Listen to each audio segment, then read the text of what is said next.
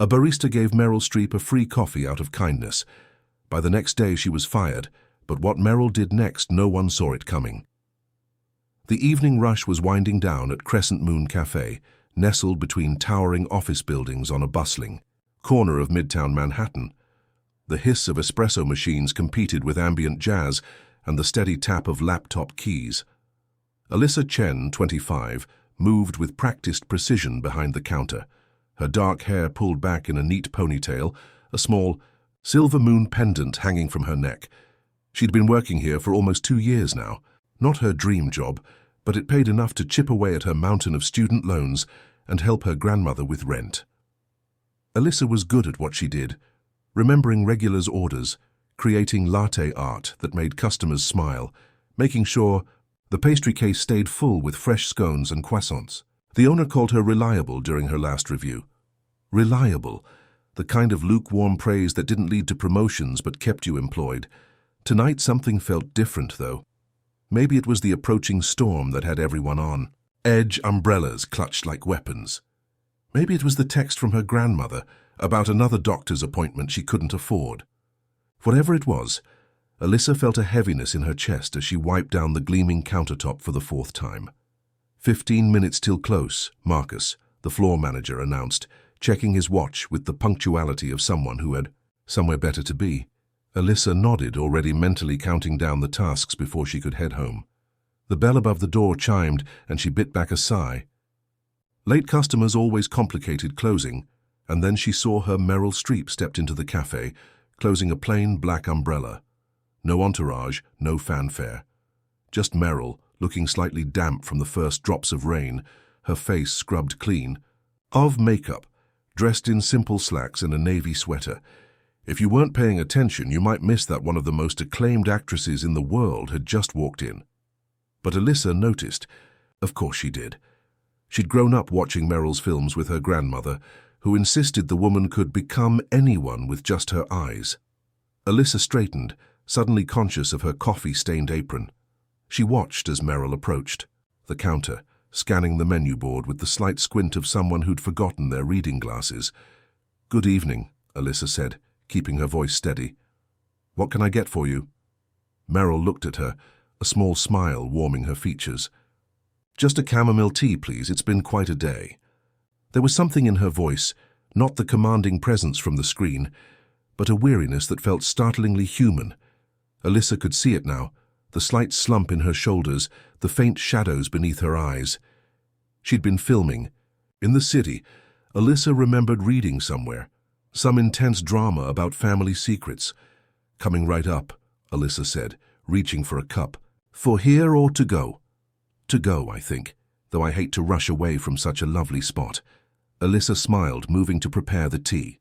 From the corner of her eye, she noticed Marcus hovering near the pastry case, suddenly alert like a dog who'd caught an interesting scent. He was watching Meryl with barely disguised fascination, though he pretended to be rearranging scones.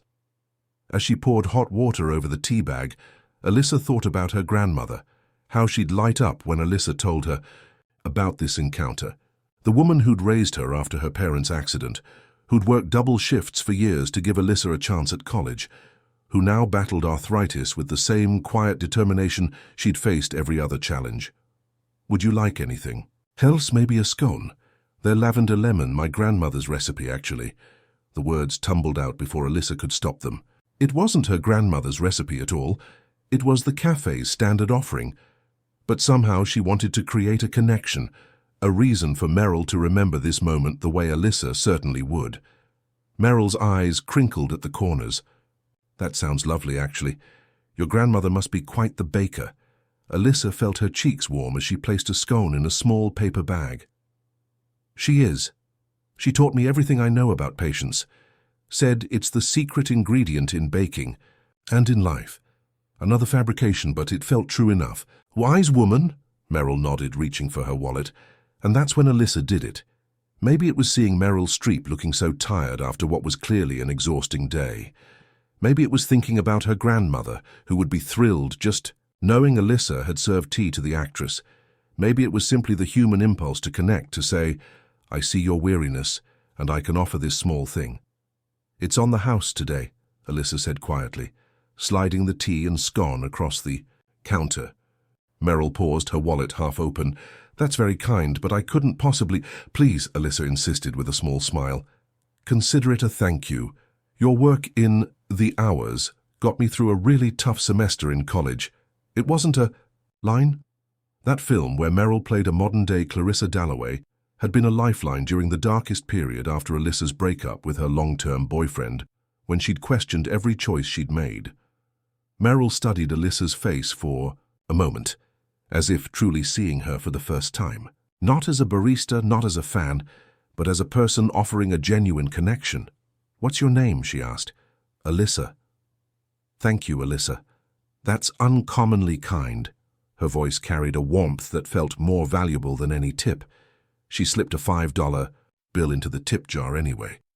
"I hope your grandmother is proud of the person you've become." With that, she gathered her tea and scone, gave a small nod, and turned to leave.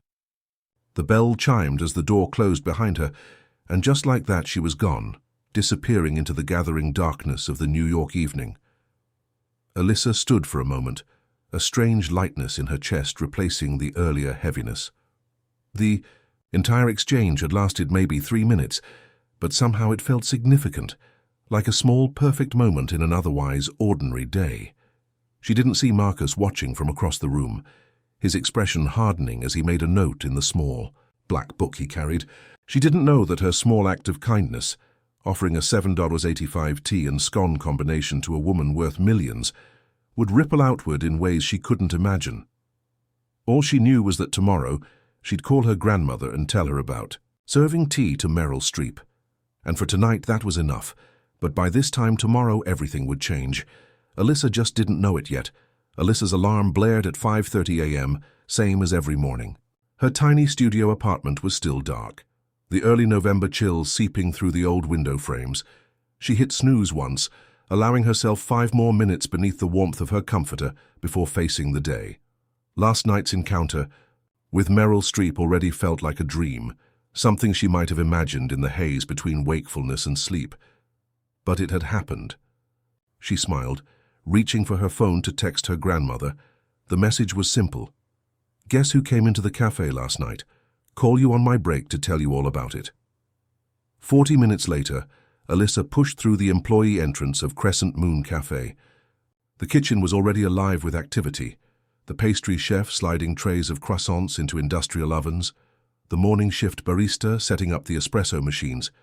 Routine, predictable, safe.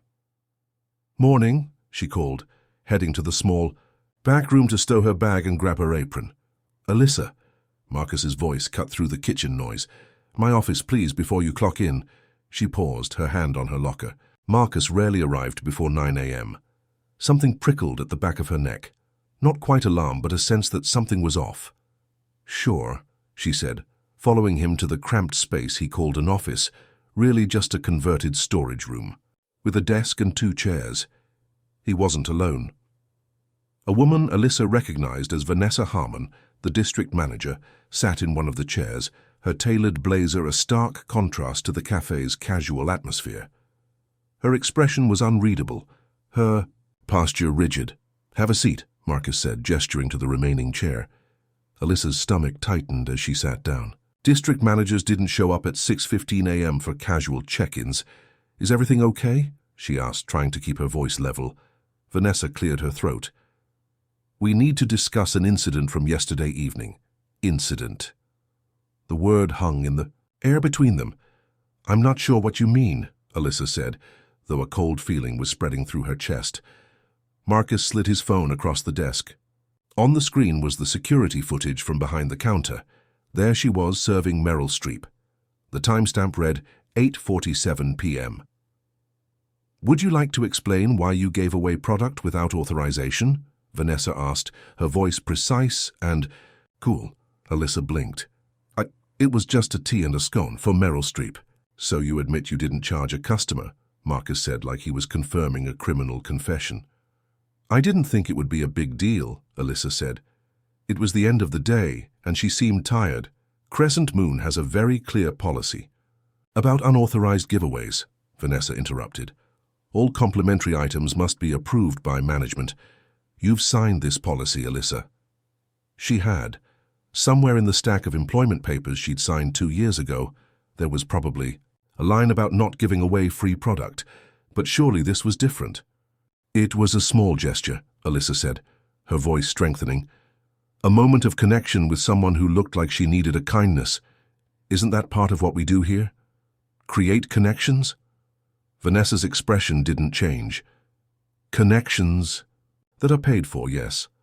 Alyssa thought of Darius, the homeless man they were instructed to shoo away if he lingered too long at the tables, of the day-old pastries they were required to throw away rather than donate, of the customers who came in just to use the bathroom and were told they needed to make a purchase. "So this is about $7, Alyssa said quietly. "This is about policy," Marcus corrected. "About trust." "We've reviewed your employment record," Vanessa added, opening a folder she'd placed on the desk. "This isn't your first discrepancy." Alyssa frowned. "What do you mean?" "3 months ago you voided a transaction and reprocessed it. According to notes from your supervisor, you claimed the customer changed their order." Alyssa remembered that day. A harried mother with 3 children had ordered complicated drinks, then realized she didn't have enough money. Alyssa had quietly removed one of the items and pretended there was a mistake in the order, and last year you stayed clocked in, during what was noted as an extended break, 53 minutes instead of the allocated 30. That day, an elderly customer had fallen outside the cafe. Alyssa had stayed with him until the ambulance arrived. "These incidents, combined with yesterday's unauthorized giveaway, establish a pattern," Vanessa continued, her voice as flat as if she were reading a weather report. "Unfortunately, Crescent Moon cannot maintain employees who demonstrate such disregard for company policies." The words took a moment to register. "You're firing me?" Alyssa asked, disbelief washing over her. "Over a cup of tea." "We're terminating your employment due to multiple policy violations," Vanessa corrected. "Effective immediately." The room seemed to tilt slightly. This couldn't be happening. Not over something so small. Not when she had rent due next week and her grandmother's medicine to help pay for. "This is ridiculous," Alyssa said, her voice rising. "I've worked here for almost 2 years. I've covered shifts when people called out sick. I've stayed late. During rushes, I've never been late. And we appreciate that service," Marcus said, not meeting her eyes. "But rules exist for a reason. If we let you give away product, where does it end?" "With basic human kindness," Alyssa suggested, anger finally breaking through her shock. Vanessa's lips thinned. "I'll need your apron and name tag. Your final paycheck will include hours worked through yesterday, minus the cost of the unauthorized items." They were even charging her for the tea and scone. Alyssa almost laughed at the absurdity of it. She stood, slowly untying her apron, her fingers strangely numb. "You know what? Keep the money for the tea. Consider it my parting gift to a company that values $7 over 2 years of dedicated work." She placed her apron and name tag on the desk with deliberate care, suddenly very conscious of her movements, as if she were performing a scene in a play she hadn't rehearsed. "Your belongings?" Marcus asked, gesturing toward the lockers. "My bag's still in my locker. I haven't even clocked in yet." The words tasted bitter in her mouth. Vanessa checked her watch. "We'll have someone bring it out to you."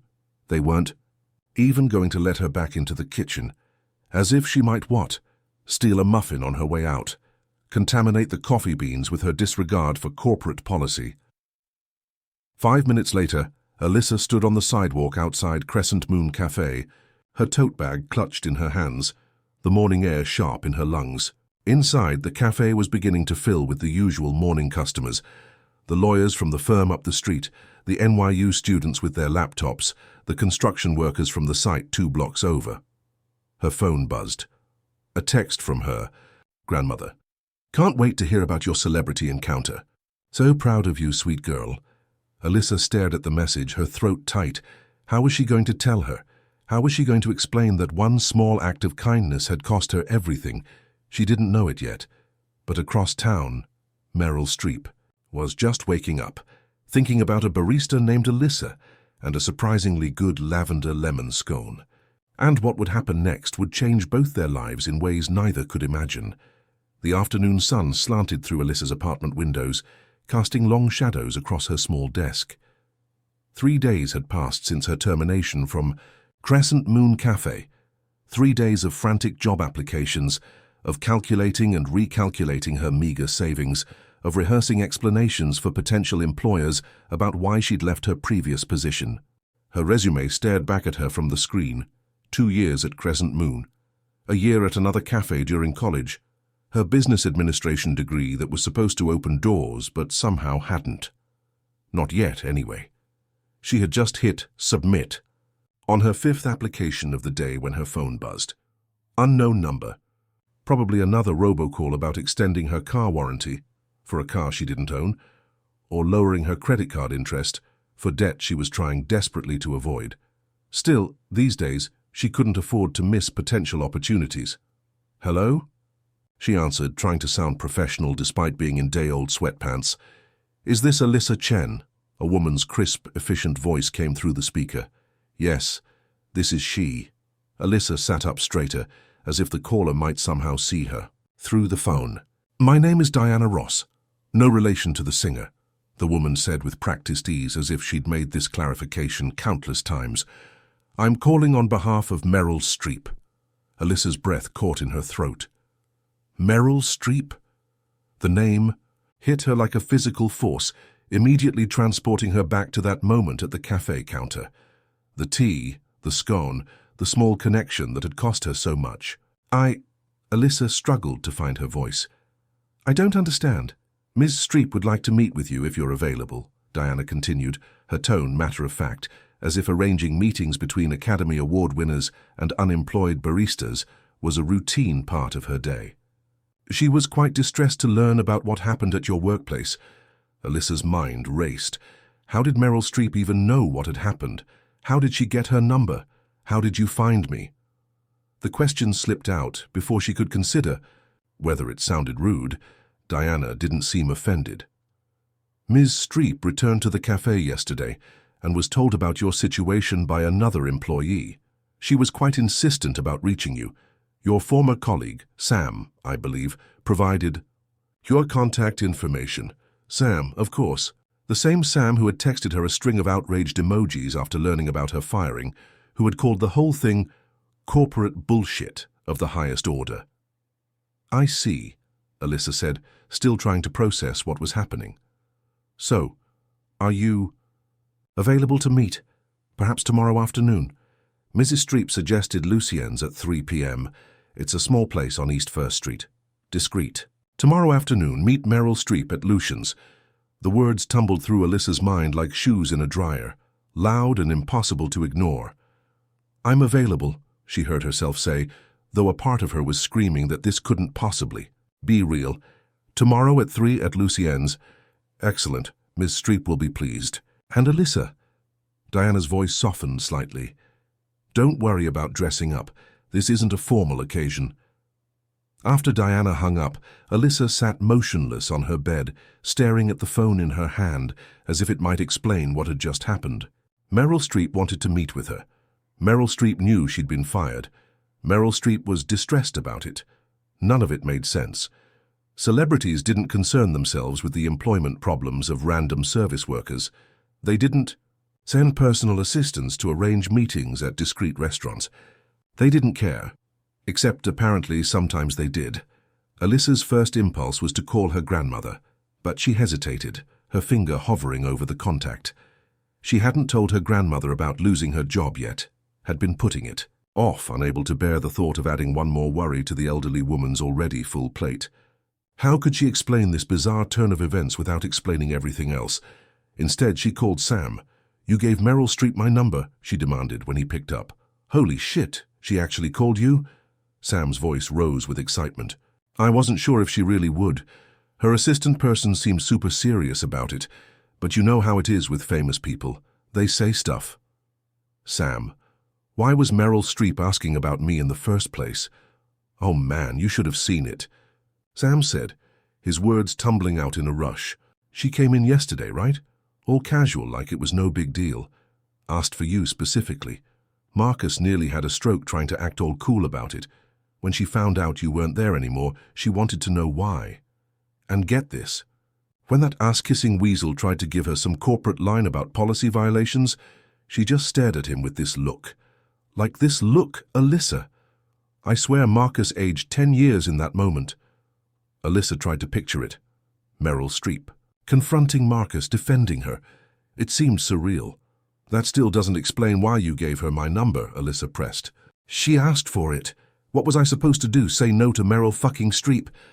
Besides, his voice softened, you got royally screwed, Liz. Maybe she can help somehow. Help? What could Meryl Streep possibly do to help her situation? Write her? A reference letter? Hire her as a personal coffee maker?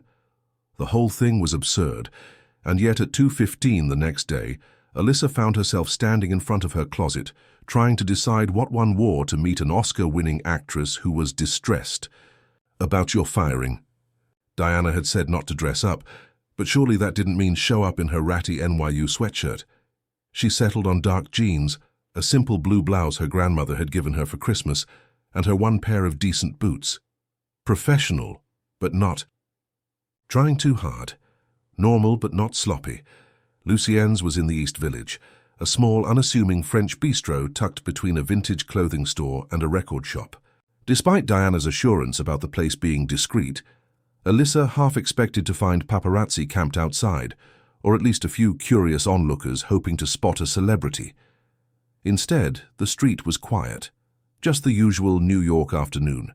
Foot traffic.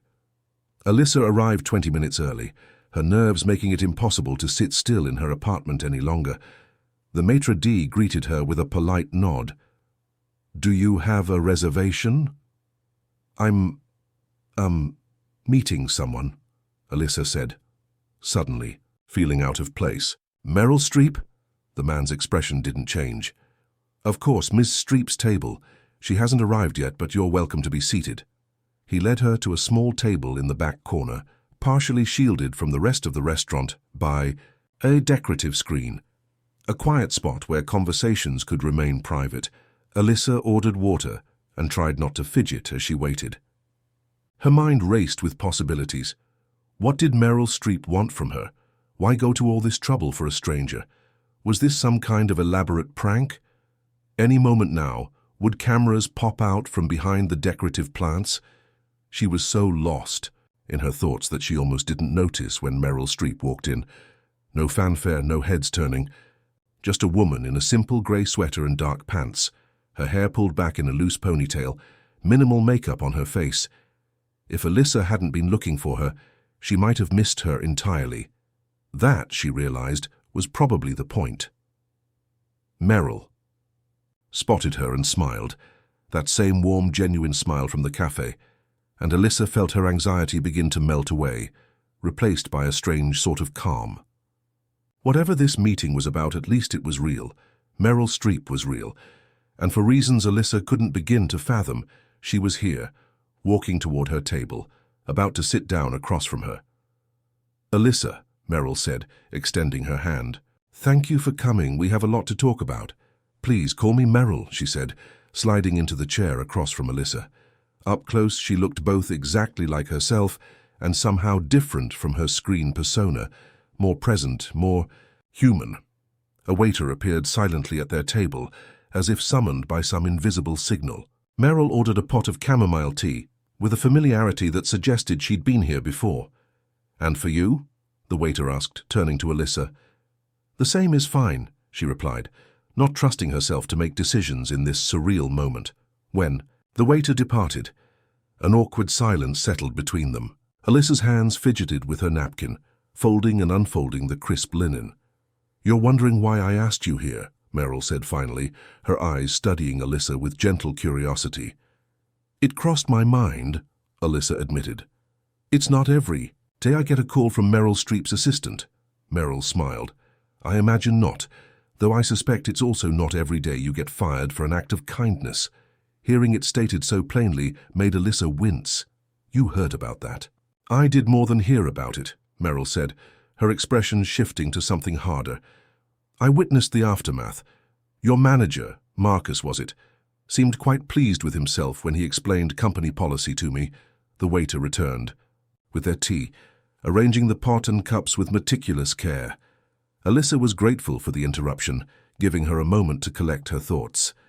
"I still don't understand," Alyssa said once they were alone again, watching as Meryl poured tea into both their cups. "Why do you care? I mean," she caught herself realizing how that sounded. "I don't mean to be rude, but why would someone like me concern myself with something like this?" Meryl finished for her, not unkindly. Alyssa nodded, relieved that Meryl understood. "Tell me something," Meryl said, stirring a thin slice of lemon into her tea. "Why did you do it? Give me that tea and scone?" The question caught Alyssa off guard. She'd been asked the same thing in that small office with Marcus and Vanessa, but their tone had been accusatory. Meryl seemed genuinely curious. "You look tired," Alyssa said simply, "like you'd had a long day." "Many people have long days," Meryl pointed out. "You don't give them all free tea." Alyssa considered this. "No, but I don't know. There was something about that moment. You weren't being Meryl Streep, if that makes sense. You were just someone who needed a moment of kindness, and I could provide that." Meryl's face softened. "That's exactly it, Alyssa. You saw me as a person, not a celebrity. Do you know how rare that is?" Alyssa hadn't thought about it that way. "I guess it would be unusual." "More than unusual, it's practically extinct," Meryl said with a small laugh. "Everyone wants something. A photo, an autograph, a story to tell their friends. You just wanted to be kind." She took a sip of her tea, then set the cup down carefully. "Now let me tell you a story. When I was starting out, long before anyone knew my name, I was working as a waitress in New York. Terrible little place, but it paid the rent. One night, this older actor came in, Bernard Haywood. You probably don't know the name, but he was respected in theater circles. Anyway, I was so nervous serving him that I spilled water all over his script. I was mortified, certain I'd be fired. But Bernard just laughed, told me not to worry. After his meal, he left me a generous tip and a note that said, 'Kindness matters more than perfection.'" Meryl's eyes had taken on a faraway look. 2 years later, Bernard recommended me for a role that changed everything for me. When I thanked him, he didn't even remember the water incident. He just said he'd seen something in me worth nurturing. She refocused on Alyssa. "So you see, I have some experience with how small moments can change lives. When I heard what happened to you, it felt like, I don't know, like I was being given a chance to be Bernard in someone else's story." Alyssa wasn't sure how to respond. "That's a lovely sentiment, but I'm not an aspiring actress."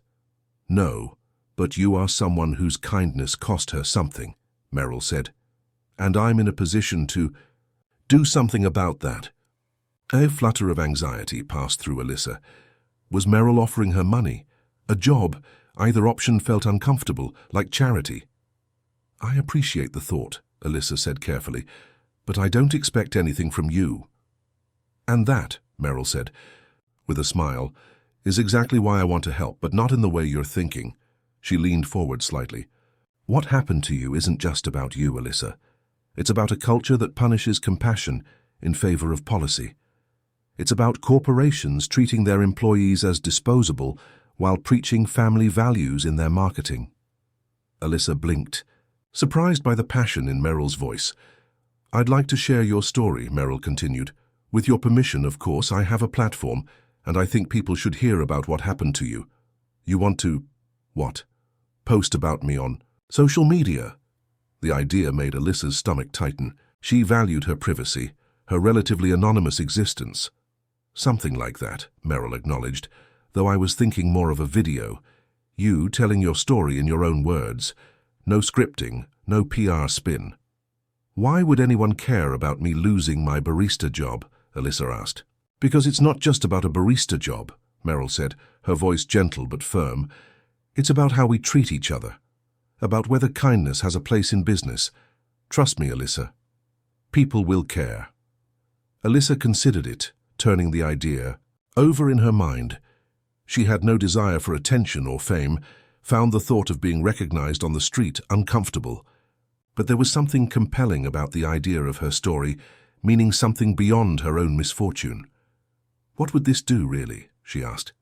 "I mean, best case scenario?" Meryl considered the question.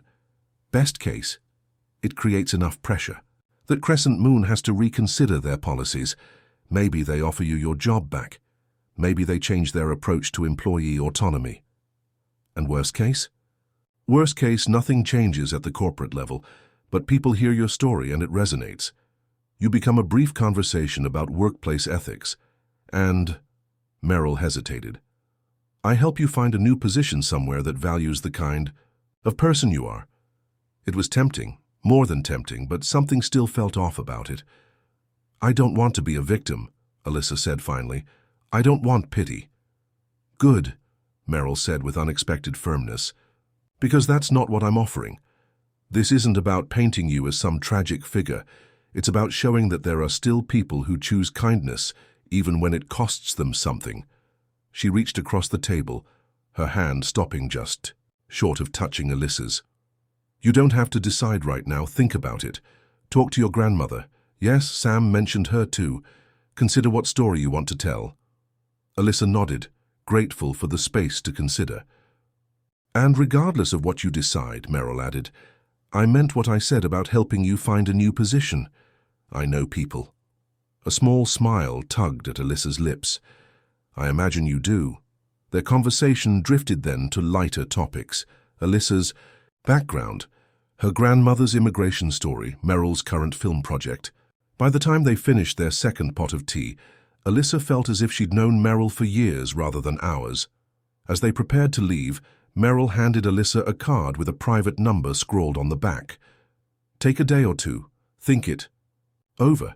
Then call me, not Diana, me directly, and let me know what you decide. Outside the restaurant as they prepared to go their separate ways, Meryl paused. You know, Alyssa, people often think celebrities have all the power, but the truth is, real change usually starts with someone like you, someone who does the right thing simply because it's right. With that, she squeezed Alyssa's hand and walked away, blending into the New York crowd with surprising ease.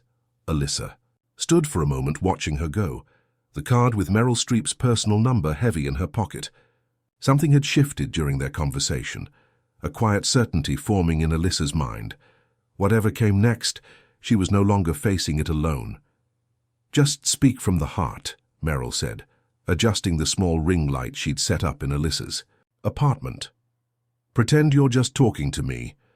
It had taken Alyssa 2 days to make her decision, 2 days of anxiety, of weighing consequences, of conversations with her grandmother, who, after the initial shock of learning about the firing, had simply said, sometimes the universe puts us exactly where we need to be. Now here she was, sitting on her second-hand IKEA sofa, about to tell her story to Meryl Streep's 8.4 million Instagram followers. No pressure. What if I say something wrong? Alyssa asked, smoothing her hair for the 3rd time. Meryl shook her head. There's no wrong, Alyssa. This isn't a performance, just tell the truth. Alyssa took a deep breath and nodded. Meryl pressed record on her phone, gave a small encouraging nod, and Alyssa began to speak. My name is Alyssa Chen. Until last week, I was a barista at Crescent Moon Cafe in Manhattan. Her voice trembled slightly at first, then steadied as she continued. I was fired because I gave a cup of tea and a scone to someone who looked like they'd had a long day. That someone happened to be Meryl Streep. But that's not why I did it. I did it because it seemed like the kind thing to do, she explained. What happened after? The meeting with management, the termination, the shock of having 2 years of work dismissed over a simple act of kindness. I'm not sharing this for sympathy, she said, finding her rhythm now. I'm sharing it because I think we need to talk about what we value as a society. Is a $7 policy violation really worth more than basic human kindness? Is this the kind of workplace culture we want to create? When she finished, Meryl stopped recording and gave her a warm smile. That was perfect, Alyssa. Absolutely. Perfect. Do we need another take? Alyssa asked, suddenly nervous. Not a chance, Meryl said. That kind of authenticity can't be recreated. An hour later, after Meryl had left, promising to let Alyssa know when the video went live, Alyssa sat alone in her apartment, a strange mix of relief and anxiety washing over her. There was no going back now. Whatever happened next, her story, would be out there. Her phone buzzed with a text from Meryl. It's up. You're extraordinary, Alyssa. Get some rest. Tomorrow might be busy. Alyssa opened Instagram with trembling fingers. There it was, at the top of Meryl's feed, her face, her voice, her story. The caption read, "Meet Alyssa. She gave me a free cup of tea when I looked tired. Her employer fired her for it. This is her story. Kindness matters. Workers' dignity." Already the comments were flooding in. "This is outrageous. Boycott Crescent Moon. Corporations showing their true colors once again. Is this really where we are as a society? Firing people for basic humanity?" Alyssa closed the app, overwhelmed. She turned off her phone, made herself a cup of chamomile tea, an irony not lost on her, and tried to sleep. When she woke the next morning and turned her phone back on, it nearly vibrated off her nightstand with notifications. The video had 2.7 million views overnight. Her own Instagram account, previously followed mostly by friends and a few college acquaintances, had gained 17,000 followers. Her email inbox was flooded with messages from journalists requesting interviews, and there at the top of her text messages was one from Sam. "Holy shit, Liz, check Twitter right now." She opened Twitter to find "Justice for Alyssa" trending nationally. Someone had created a graphic of a teacup with the words, "Kindness shouldn't cost your job" emblazoned across it. It was everywhere. A call came in from an unknown number. Against her better judgment, Alyssa answered. "Alyssa Chen?" a brisk voice asked. "Yes? This is Emma Lawson from Good Morning America. We'd love to have you on the show tomorrow to discuss your experience at Crescent Moon Cafe. Meryl Streep has already agreed to appear alongside you." Alyssa's mouth went dry. "Good Morning America? As in national television?" "That's right," Emma confirmed. "Your story has really struck a chord. People are outraged on your behalf." After arranging the details with Emma, Alyssa sat in stunned silence. This was moving too fast, spiraling beyond anything she had anticipated. A part of her wanted to call Meryl and say she'd changed her mind, that this was too much. Instead, she called her grandmother. "Nai-Nai," she said when the older woman answered. "I think I've started something big." Her grandmother's soft laugh came through the phone. "You didn't start anything, child. You simply showed who you are, and the world is responding." As the day progressed, Alyssa watched in amazement as her story continued to spread. News outlets picked it up. Other celebrities shared Meryl's post with their own commentary. Aska Boycott Crescent Moon began trending. By mid-afternoon, Crescent Moon Cafe released a statement. "Crescent Moon Cafe values all our employees and the contributions they make to our customer experience. While we have policies in place to ensure consistency across all our locations, we recognize that human judgment and compassion are essential elements of good service. We are reviewing the circumstances surrounding Ms. Chen's termination and will be making appropriate adjustments to our policies moving forward." Sam texted again, "They're in full damage control mode. Marcus got called to corporate this morning and hasn't come back. Rumor is he's getting reassigned." Alyssa wasn't sure how to feel about that. She hadn't wanted anyone else to lose their position. She just wanted accountability. By evening, her story had gone international. A barista in London posted a video of himself giving free coffee to a tired-looking nurse, tagging it, "Be More Alyssa." A cafe in Melbourne announced they were instituting an Alyssa policy, allowing employees to give away one free item per shift at their discretion. Her phone rang again. Meryl. "How are you holding up?" Meryl asked, genuine concern in her voice. "Honestly, I'm overwhelmed," Alyssa admitted. "I never expected this kind of reaction." "I did," Meryl said softly. "People are hungry for stories about kindness, Alyssa, about standing up for what's right. You've given them that." "But I didn't do anything special," Alyssa protested. "I just gave someone a cup of tea." "And stuck to your principles when it would have been easier not to," Meryl added. "That's rarer than you think." After they hung up, Alyssa sat by her window, watching the city lights flicker on as dusk settled over New York. 24 hours ago, she had been just another unemployed young woman worrying about rent. Now, she was the face of a movement she hadn't intended to start. Her phone buzzed with a new notification. This time it was an email from Crescent Moon's corporate office. Dear Ms. Chen, in light of recent events, we would like to arrange a meeting to discuss your employment status and potential resolutions. Please contact us at your earliest convenience to schedule this conversation. Alyssa stared at the screen, a mix of emotions washing over her. They wanted her back, or at least they wanted to make the bad publicity go away. But something told her this wasn't about accepting an apology and returning to her old position. This was about something bigger.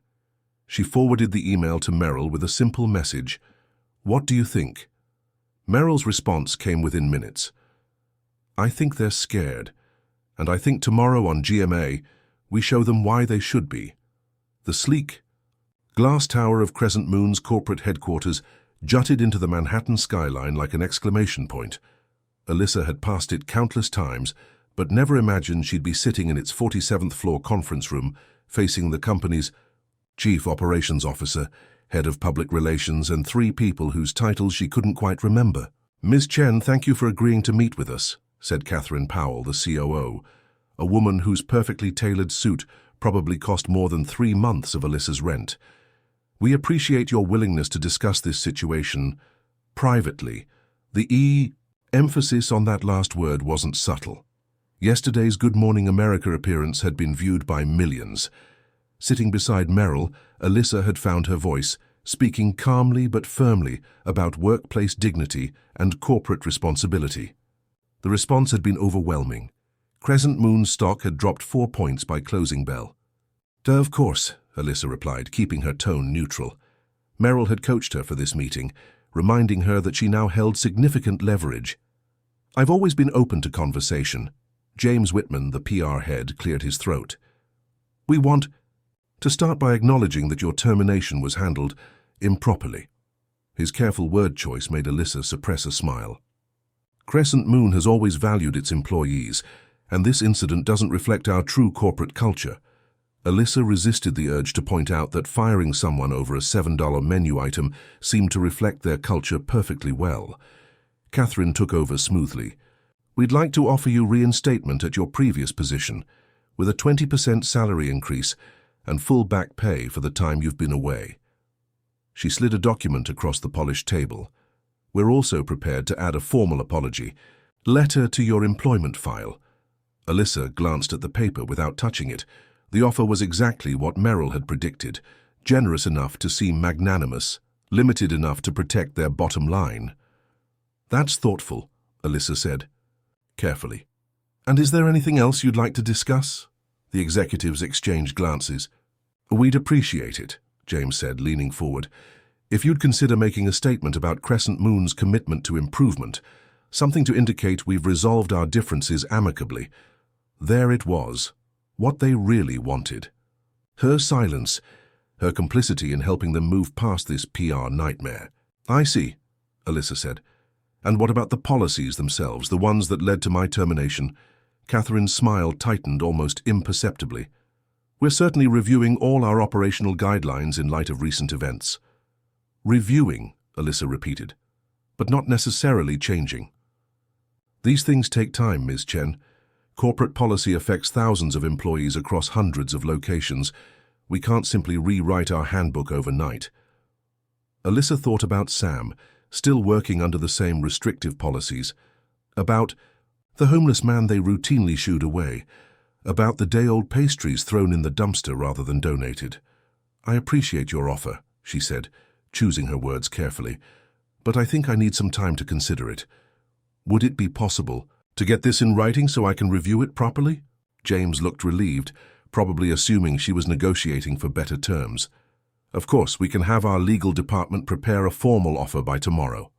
"Thank you," Alyssa said, rising from her seat. "I'll wait to hear from you." As the elevator descended to the lobby, Alyssa felt a strange lightness. 6 days ago, being fired had seemed like the end of the world. Now she was turning down a job offer that most of her former co-workers would jump at. Outside, Meryl was waiting in a black SUV with tinted windows, as promised. "How did it go?"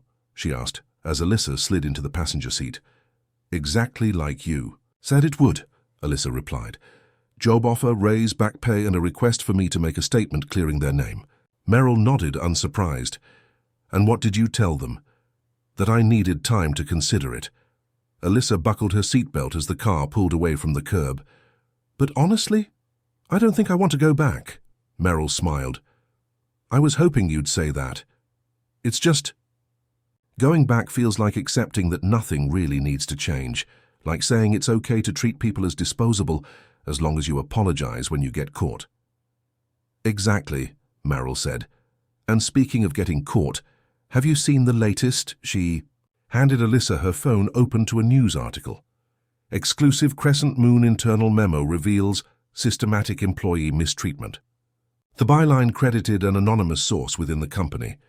This wasn't just about you, Meryl explained as Alyssa scanned the article.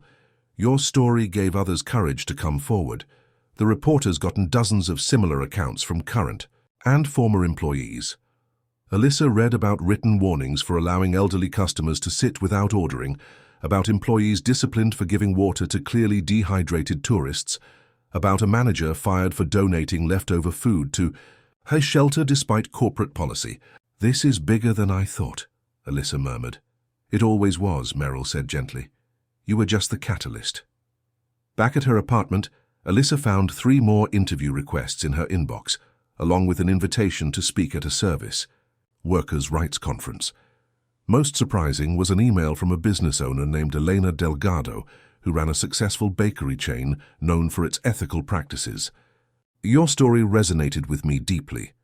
I built my business on the belief that compassion and profitability aren't mutually exclusive. I'd love to discuss potential opportunities with you, should you be interested. Sometimes our greatest challenges lead us to our true path. Alyssa was still considering how to respond when her phone rang, a number she recognized as Crescent Moon Corporate. Hello? She answered, curious about why they'd call so soon after their meeting. Ms. Chen. It was James Whitman, his voice noticeably less composed than earlier. I'm calling because we've become aware of some concerning developments. Concerning developments, Alyssa repeated, catching Meryl's eye across the room. Yes, it seems that certain confidential information about our company has been leaked to the press. His tone suggested he might believe she was involved. In light of this, we'd like to revise our offer. Alyssa's eyebrows rose. I'm listening. We're prepared to offer you a senior position in our employee relations department, with a significant salary increase, of course. Your perspective could be valuable as we reassess our corporate policies. Alyssa nearly laughed out loud.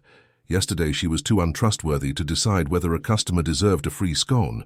Today they wanted to put her in charge of employee relations.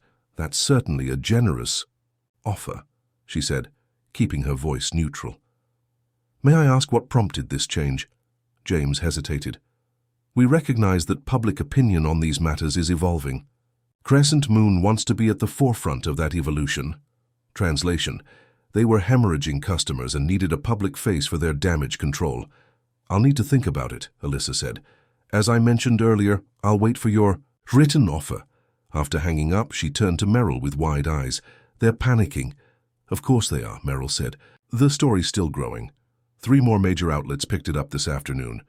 Dasha boycott Crescent Moon is still trending. Oh, and your GoFundMe just passed $87,000. The GoFundMe had been started by a stranger 2 days ago. Alyssa had neither requested nor endorsed it, but it had taken on a life of its own. I still don't understand why people care so much, Alyssa said, sinking onto her sofa. This happens all the time. People get fired unfairly every day.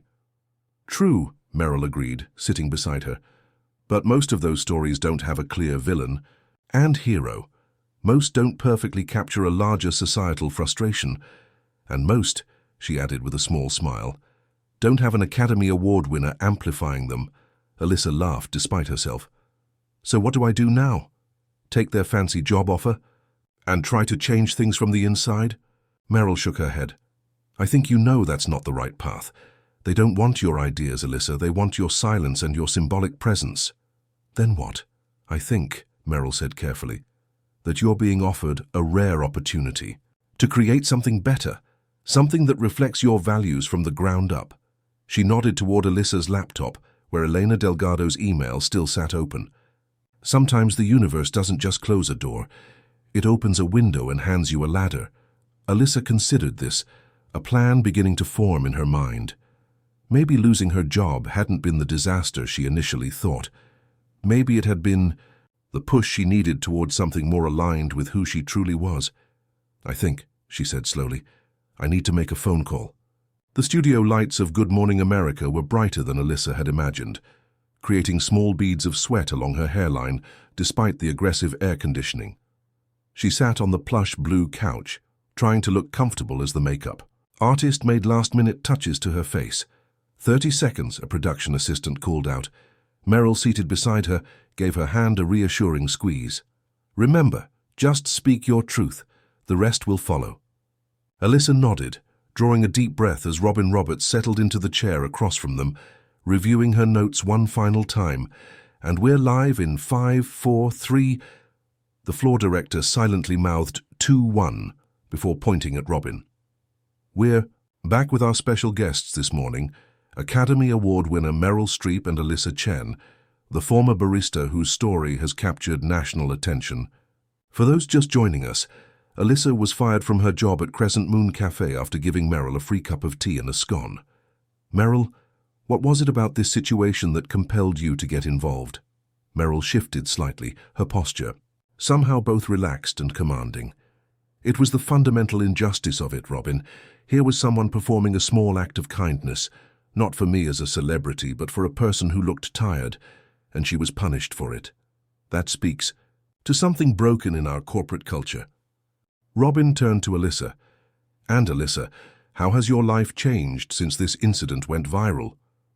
The question was expected, one they'd practiced for, but Alyssa still felt a flutter of nervousness. "It's been surreal," she admitted, her voice steadier. Then she felt. 2 weeks ago I was worried about making rent.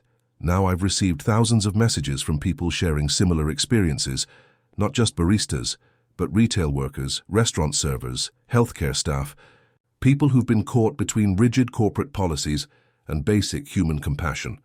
Robin nodded encouragingly. "And I understand Crescent Moon has offered to reinstate you with a raise." "They have," Alyssa confirmed. "They've actually offered me a position in their employee relations department." "Which you've declined," Robin prompted. Alyssa nodded. "I have, because this isn't just about me getting my job back. It's about addressing the systemic issues that created this situation in the first place." As the interview continued, Alyssa found herself speaking with increasing confidence, articulating thoughts that had been forming since her meeting with corporate. "The problem isn't unique to Crescent Moon," she explained. "It's about workplaces where employees are treated as liabilities rather than assets, where compassion is seen as a risk rather than a virtue, where showing basic humanity requires breaking the rules." Robin turned to Meryl. "You've worked with many corporations throughout your career. Do you think this is a widespread issue?" "Unfortunately, yes," Meryl replied. "But what gives me hope is the response to Alyssa's story. People recognize themselves in her experience. They're tired of environments where kindness is punished and policy trumps humanity." The segment concluded with Robin asking about Alyssa's plans for the future. "Actually," Alyssa said, meeting Meryl's encouraging gaze, "I'm excited to announce something today. With the support of several investors who believe in workplace dignity, I'm launching a non-profit organization called the Kindness Initiative." It was the first public mention of the project she'd been developing over the past week, working late nights with Meryl and Elena Delgado, the bakery chain owner, who had reached out to her. The organization will provide resources and support for service workers facing unfair treatment, Alyssa continued, and we'll work with businesses to develop policies that balance profitability with compassion and employee autonomy. As the segment ended and the cameras stopped rolling, Robin leaned forward. "That was fantastic, both of you. Alyssa, I have a feeling we'll be seeing more of you." Backstage, as they gathered their belongings, Alyssa's phone buzzed with notifications. Hundreds of them flowing in response to her announcement. "You did beautifully," Meryl said, pulling her into a quick hug. "How do you feel?" "Overwhelmed," Alyssa admitted. "But in a good way. Like maybe all of this happened for a reason." "The best kind of overwhelmed," Meryl agreed. Elena is waiting. For us at the restaurant. She's bringing the paperwork for the non-profit filing. The car ride downtown was quiet. Alyssa watching the city blur past the windows, still processing what had just happened. She had spoken on national television. She had announced a non-profit organization that, until last week, had been just a nebulous idea formed during late-night conversations. Elena was waiting at a corner table when they arrived at the small bistro, legal documents spread neatly before her. At 52, she carried herself with the confidence of someone who had built something meaningful from scratch, exactly what Alyssa hoped to do. "You were magnificent," Elena said, standing to embrace. Alyssa, clear, passionate, authentic, exactly what the Kindness Initiative needs. As they settled into lunch, discussing next steps and logistics, Alyssa's phone rang. Her grandmother. "Excuse me," she said, stepping away from the table. "Nai? Did you see it?" "Of course I saw it," her grandmother replied, her voice quavering. "Slightly. My granddaughter on Good Morning America, speaking like a natural leader. Your parents would have been so proud." Alyssa felt her throat tighten. "I wish they could have seen it." "They did," her grandmother said softly. "In their own way they did." After a pause, she added, "There's something else. Have you checked your email?" "Not since before the interview. Why?" "The Chen Family Association has been watching your story. They just announced they're contributing $50,000 to your initiative. They said it honors our family's legacy of community service." Alyssa leaned against the wall, momentarily speechless. The Chen Family Association included distant relatives she'd never even met, successful business owners and professionals who had emigrated from Taiwan decades before her parents. "I don't know what to say," she finally managed. "Say you'll use it well," her grandmother replied simply. "Which I know you will." When Alyssa returned to the table, she found Meryl and Elena deep in conversation about potential corporate partners who might be interested in the Kindness Initiative's certification program, a way to recognize businesses with employee-supportive policies. "Everything okay?" Meryl asked, noting Alyssa's expression. "Better than okay," Alyssa said, sliding back into her seat. "We just received our first major donation." As lunch progressed, Alyssa's vision for the initiative crystallized. It wouldn't just advocate for workers, it would create a framework for businesses to implement compassionate policies while maintaining profitability. It would offer legal resources for unfairly terminated employees and consultation services for companies wanting to improve their workplace culture. "There's something else we should discuss," Eleanor said as they were finishing their meal. "The GoFundMe. It's reached $115,000 as of this morning." Alyssa shook her head in disbelief. "I still don't know what to do about that. It feels wrong to accept it just for myself." Meryl and Eleanor exchanged glances. "What if," Meryl suggested, "you used part of it as seed money for the initiative and the rest to support yourself while you get it off the ground? You'll need to live while building this organization." The idea resonated.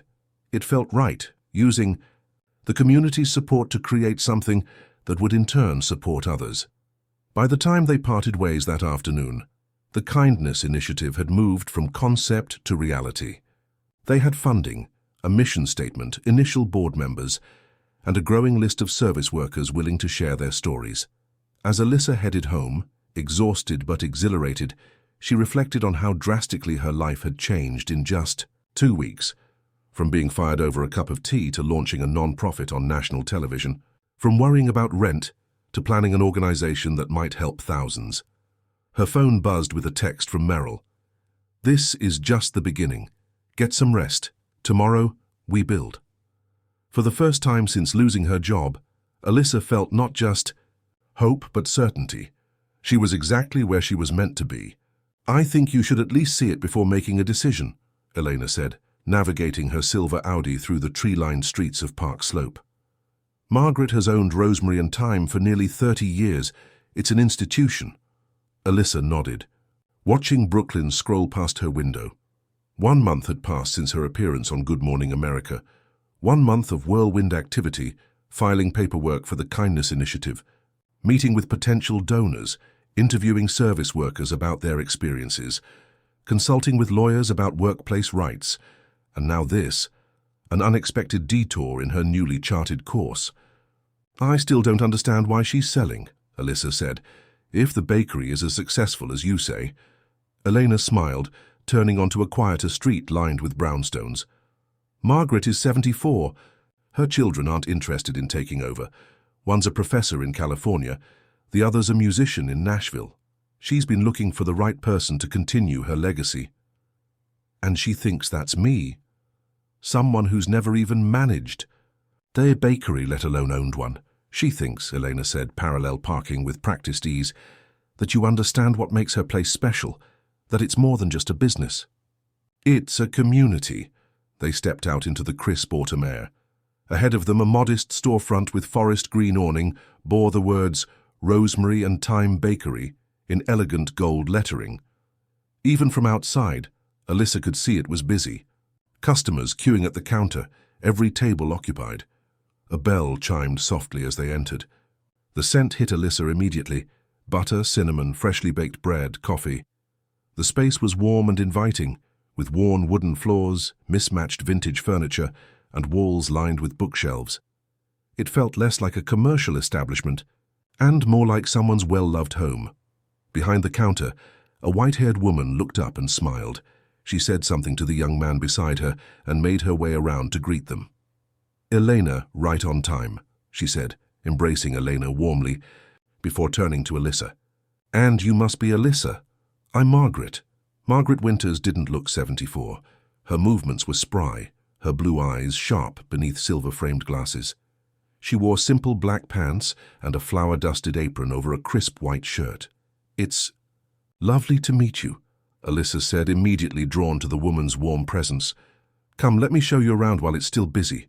You should see it in action."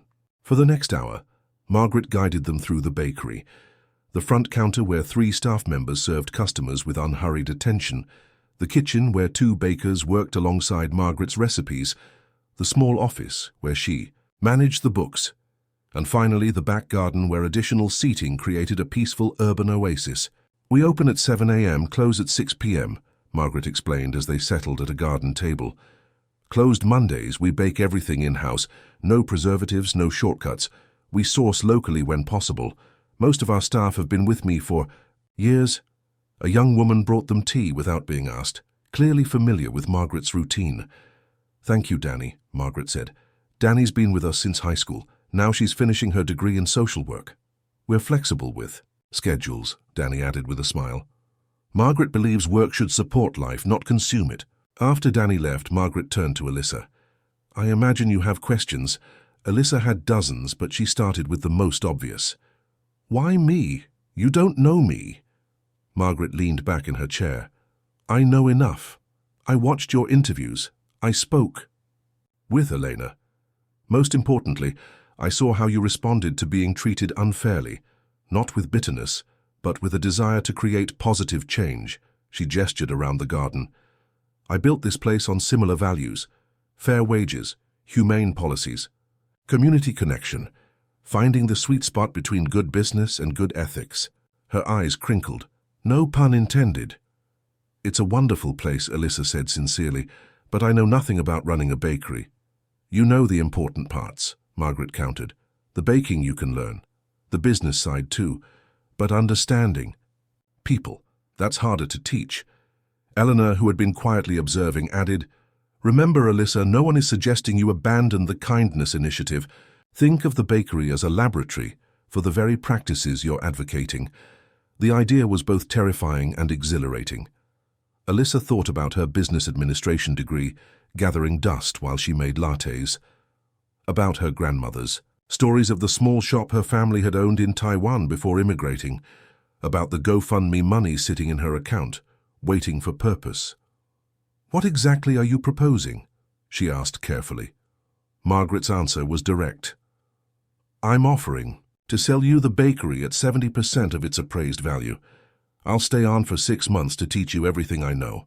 After that, it's yours, though I'd appreciate a standing invitation for coffee." "I couldn't possibly afford—" "Elena tells me you have resources now," Margaret interrupted gently, "and I'm offering favorable terms. The business is profitable. It will pay for itself in time." Alyssa's mind raced with considerations. The responsibility, the risk, the opportunity to create the kind of workplace she'd been advocating for. A place where kindness wouldn't cost someone their job. "Can I think about it?" she asked finally. "Of course," Margaret said, rising. "Take a week. Observe. Ask questions. Talk to the staff. This isn't a decision to rush." Outside, as they walked back to Elena's car, Alyssa's thoughts swirled like leaves in the autumn breeze. "It's a lot to consider," Elena acknowledged. "But I've known Margaret for years. Her offer is genuine. She wants the right person more than the right price." That evening, Alyssa called Meryl, explaining Margaret's unexpected proposal. "It's perfect," Meryl said without hesitation. "The bakery becomes your case study, a working example of the principles you're advocating for. But what about the initiative? I've committed to so many people." "The two aren't mutually exclusive," Meryl pointed out. "In fact, they're complementary. Theory and practice, working in harmony." Later, Alyssa sat cross-legged on her bed, making lists of pros and cons, possibilities and concerns. Around midnight, she called her grandmother. "Nai, I'm sorry to call so late. I needed your advice."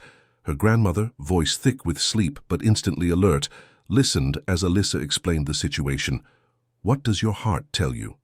She asked when Alyssa finished. "That it's terrifying." "And exactly right," her grandmother chuckled. "Then you already have your answer." The next morning, Alyssa returned to Rosemary and Thyme, arriving before opening. Margaret was already there, hands deep in dough. "I didn't expect to see you so soon," she said, looking up with flour-dusted cheeks. "I'd like to learn," Alyssa said simply. "Everything. How to bake, how to manage, how you've created this culture." Margaret's smile deepened the lines around her eyes. "Roll up your sleeves then. First lesson, sourdough doesn't wait for indecision." For the next week, Alyssa arrived at the bakery each morning at 5 a.m. working alongside Margaret and her team. She learned about proofing times and profit margins, about the regular customers and their usual orders, about the delicate balance of running a business that prioritized people without sacrificing sustainability. She spoke with every employee, from the front counter staff to the dishwashers. She reviewed the books with Margaret's accountant. She even spent an evening with Margaret's lawyer, discussing the details of what a purchase might entail. Each night, she returned to her apartment exhausted but exhilarated, her mind racing with possibilities. She envisioned a space where the Kindness Initiative could hold workshops. She imagined implementing a profit-sharing program for employees. She considered how the bakery could serve as a training ground for people transitioning from difficult employment situations. On the 7th day, as they closed up shop, Margaret handed Alyssa a cup of tea. "So," she said, settling into a chair by the window. "What are you thinking?" Alyssa took a deep breath, suddenly certain. "I'm thinking, yes, I want to do this. I want to continue what you've built and grow it in new directions." Margaret's face lit up. "I was hoping you'd say that." "But," Alyssa added, "I have one condition. I want to establish a scholarship program for service workers looking to further their education, named after you." Margaret's eyes misted slightly. "I couldn't think of a better legacy." They shook hands across the table, sealing the agreement that would change both their lives. As Alyssa walked home through the twilight streets of Brooklyn, she felt a profound sense of rightness. The universe hadn't just closed a door when she lost her barista job. It had opened an entirely new building. Her phone buzzed with a text from Meryl. "Well," Alyssa replied with a simple, "I said yes. It feels right." Meryl's response came instantly. "The best decisions usually do." 3 months had passed since Alyssa agreed to purchase Rosemary and Thyme. Winter had settled over Brooklyn, dusting the streets with occasional snow and driving customers into the bakery in search of warm pastries and hot drinks. Inside, string lights twinkled alongside garlands of dried herbs, creating a haven from the December chill. Alyssa stood at the front window, watching early morning commuters hurry past. In one hand, she held a spreadsheet detailing the final purchase agreement. In the other, a cup of Margaret's special holiday blend tea. Today was the day she would sign the papers officially making her the owner of Rosemary and Thyme Bakery. Having second thoughts, Margaret appeared beside her. her own tea steaming in the cool morning air. "Not about the bakery," Alyssa said. "Just thinking about how to balance everything." The past months had been a whirlwind of activity. By day, Alyssa trained alongside Margaret, absorbing decades of knowledge about baking, customer service, inventory management, and staff relations. By night, she worked on the Kindness Initiative, which had grown faster than anyone anticipated.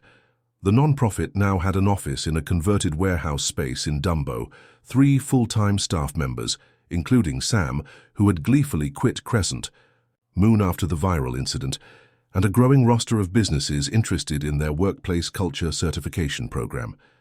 They had already provided legal support to 11 service workers, facing situations similar to Alyssa's. Meryl had remained involved, using her connections to secure funding and media attention. Elena served on the board of directors, providing business expertise. Even Alyssa's grandmother had found a role, sharing her wisdom at monthly community dinners for service workers.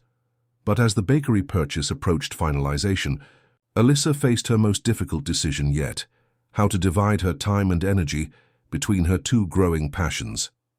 "Come," Margaret said, gesturing toward the office, before the morning rush. In the small back room that doubled as an office and break room, Margaret closed the door and settled into her worn leather chair. "I've been meaning to show you something," she said, pulling a faded photo album from a drawer.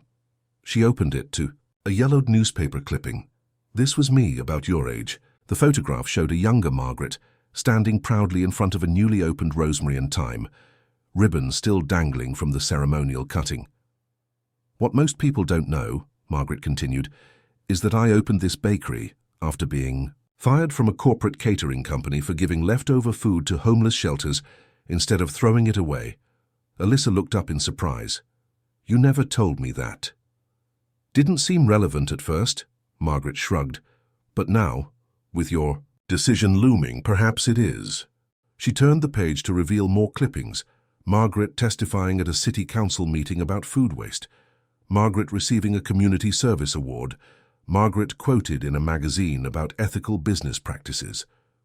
"The bakery was never just a bakery for me," she explained. "It was my platform, my demonstration that businesses could operate differently. Every employee I trained, every policy I implemented, every community event I hosted, these were my ways of creating change." Alyssa absorbed this revelation, seeing Margaret and the bakery in a new light. "You've been worried about dividing yourself between the bakery and your initiative," Margaret said gently. "But what if they're not separate endeavors? What if one supports the other?" Before Alyssa could respond, there was a knock at the door.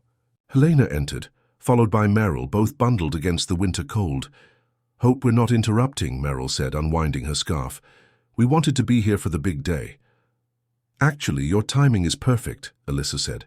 "I was just struggling with how to balance everything going forward." Eleanor settled into a chair, accepting the tea Alyssa offered. "I've been thinking about that too. What if we integrated the spaces? The warehouse has that large front area we haven't been using effectively." "A cafe extension of rosemary and thyme," Meryl suggested, catching Elena's thread. "Where the bakery and initiative physically intersect." The idea sparked something in Alyssa's mind, a vision of what could be. A space where we serve Margaret's recipes, but staffed by people transitioning from difficult workplace situations. "Training program," Elena nodded. "Practical experience alongside advocacy. And the current bakery remains as is," Margaret added, "maintaining its community role while extending its mission." For the next hour, as the bakery filled with morning customers, the 4 women remained closeted in the office, ideas flowing faster than they could capture them. Alyssa sketched diagrams on scrap paper.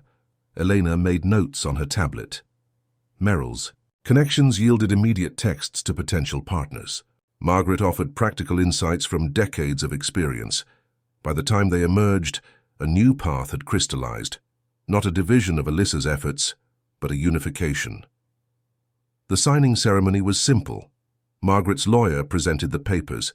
Alyssa signed them with a sense of profound rightness. The staff gathered briefly to toast with sparkling cider, then returned to their customers. "I have something for you," Margaret said, after the lawyer had departed. She handed Alyssa a small wooden box. Inside lay a key on a silver chain. The original key to the bakery, from 30 years ago. We've changed the lock since then, of course, but I've kept this as a reminder of beginnings. Alyssa felt tears, threatening. Margaret, I don't know how to thank you. Build something meaningful, Margaret replied simply. That's all the thanks I need. Later that afternoon, Alyssa met with the Kindness Initiative's small team to share the integrated vision. Sam's enthusiasm was particularly infectious. So we're expanding into practical training, not just advocacy, he clarified, excitement evident in his voice. Exactly, Alyssa confirmed. Theory and practice working together. And the GoFundMe. Money? Asked Keisha, their operations coordinator. Have you decided about that? The GoFundMe, which had eventually reached $127,000, had remained largely untouched. Alyssa had used some for living expenses while building the initiative, but the bulk remained in a separate account, awaiting purpose. Yes, Alyssa said, the final piece falling into place. Half will go toward the bakery purchase, securing our foundation. The other half will establish the Margaret Winters Scholarship Fund for service workers seeking education or training for career advancement. That evening, after a full day of planning and paperwork, Alyssa walked her grandmother through both the bakery and the warehouse space, describing the integrated vision that had emerged. So, you found your answer, her grandmother observed, running, her fingers along the well-worn bakery counter. I did, Alyssa said, not by choosing between paths, but by bringing them together. Her grandmother nodded, wisdom shining in her eyes. The best decisions often reveal themselves this way, not as either-or, but as both and. As they locked up the bakery, snow began to fall, soft flakes catching in the light of street lamps. Alyssa paused on the threshold, key in hand, looking back at the space that was now hers, not just a business but a vehicle for the change she sought to create. Her phone buzzed with a text from Meryl. CNN wants to do a feature on the integrated model. Your journey from fired barista to changemaker. Interested? Alyssa smiled, tucking the phone away without responding immediately. The media attention had been valuable in amplifying their message, but tonight was for quiet reflection, for honoring the path that had led her here and the new one stretching before her. Ready? Her grandmother asked, waiting patiently on the sidewalk. Yes, Alyssa said, turning the key in the lock with a definitive click. I'm ready. And she was ready to build something that embodied the values she had defended, ready to create a space where kindness was not just permitted, but prioritized, ready to demonstrate that compassion and commerce could coexist beautifully. The decision had never been clearer. Spring sunshine streamed through the tall windows of what had once been just a warehouse space in Dumbo. Now, the front section had been transformed into Rosemary and Thyme Cafe, an extension of the original bakery in Park Slope, but with a purpose beyond serving delicious pastries and coffee. Alyssa moved between tables, straightening chairs and adjusting flower arrangements. In 6 hours, the cafe would host its grand opening, combining a business launch with the formal introduction of the Kindness Initiative's workplace training program. Nervous? Sam asked, placing a tray of Margaret's signature lavender lemon scones in the display case. Terrified, Alyssa admitted with a smile. But the good kind of terrified. 6 months had passed since she signed the papers taking ownership of the original bakery. 6 months of renovations, planning, hiring, and training. 6 months of late nights and early mornings, of countless decisions both small and significant. And now, finally, the integrated vision was becoming reality. The door chimed as Meryl entered, carrying a small potted herb plant. Traditional housewarming. Gift, she explained, placing it on the counter. Rosemary, of course, Alyssa hugged her. Perfect, thank you for everything, Meryl. None of this would have happened without you. Don't sell yourself short, Meryl corrected gently. You did the hard work. I just helped amplify your voice. Eleanor arrived next, followed by Margaret, both carrying boxes of additional supplies for the opening. The 4 women had become an unlikely but effective team. The young former barista, the celebrated actress, the successful business owner, and the retiring baker. The first group of trainees are ready, Elena reported. unpacking napkins embossed with the cafe's logo. 5 service workers, all with stories similar to yours, all eager for a fresh start. Alyssa nodded, glancing toward the back where 5 people, 3 women and 2 men ranging in age from 22 to 51, were completing their final preparation session with Keisha. Each had experienced workplace injustice. Each would now receive 3 months of paid training at the cafe, alongside workshops on workers' rights, business ethics and career development. "And the media?" Alyssa asked, turning to Meryl. "Under control," Meryl assured her. "They'll focus on the program, not just your personal story. No exploitation, I promise." By noon, the cafe was ready. The espresso machine gleamed, the pastry cases were filled, and the walls displayed framed photographs documenting the journey. The original viral video, the Good Morning America appearance, the purchase of rosemary and thyme, the warehouse renovation. Alongside these hung portraits of the first training cohort, each with a brief description of their background and goals. Alyssa's grandmother arrived early, bringing a traditional Taiwanese prosperity charm to hang by the door. She moved through the space with quiet pride, occasionally reaching out to touch Alyssa's arm, words unnecessary between them. At precisely 2 p.m., Alyssa unlocked the doors. The crowd that had gathered on the sidewalk, a mix of media, supporters and curious locals, flowed in, filling the cafe with excited chatter. Among them were familiar faces from Alyssa's journey, journalists who had covered her story, service workers who had shared their own experiences, business owners who had signed on to the Kindness Initiative's certification program. Even a few former Crescent Moon regulars had made the trip to Brooklyn, including the elderly professor who had always ordered his cappuccino with an extra shot of conversation, as he'd called it.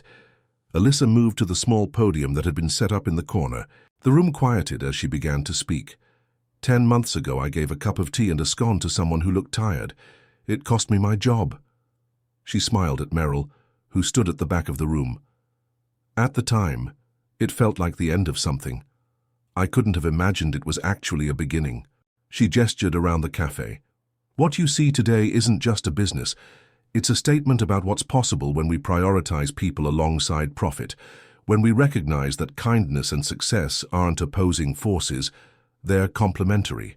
Alyssa introduced the training program participants, explaining how each would receive not just job skills, but a foundation for their own future endeavors, whether that meant opening their own businesses, advancing in the service industry, or pursuing further education through the Margaret Winters Scholarship Fund.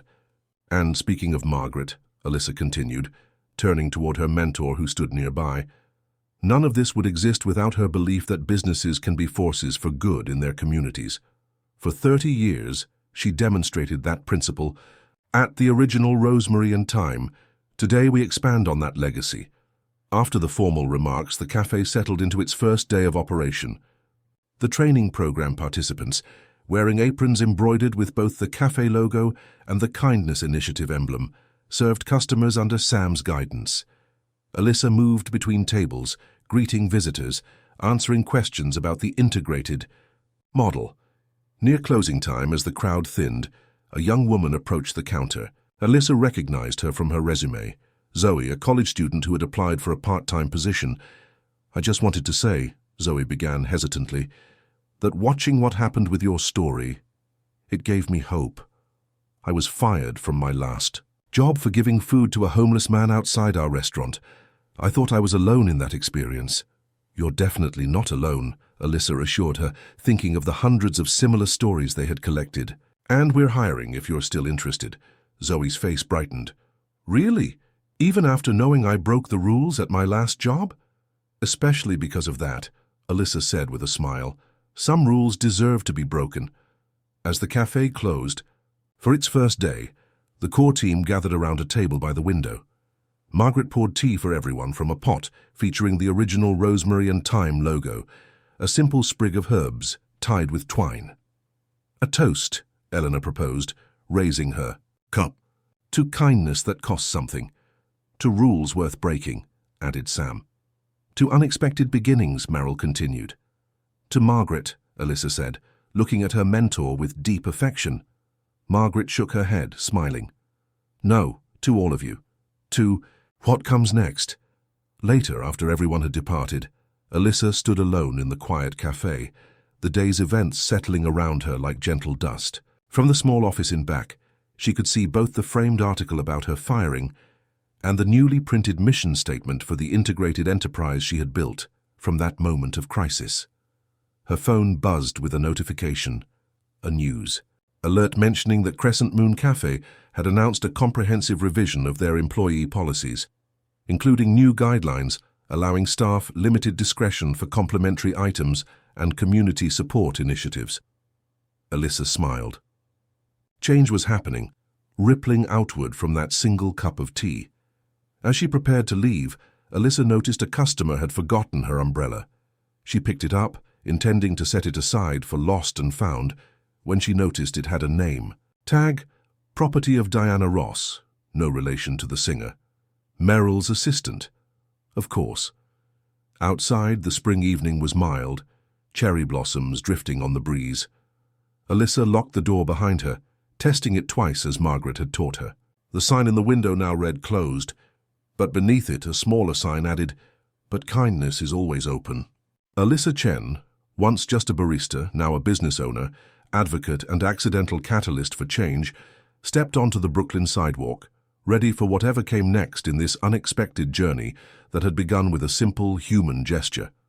Noticing someone was tired and offering them a moment of kindness. Sometimes the smallest acts create the largest ripples, and sometimes getting fired is just the beginning of finding your true purpose.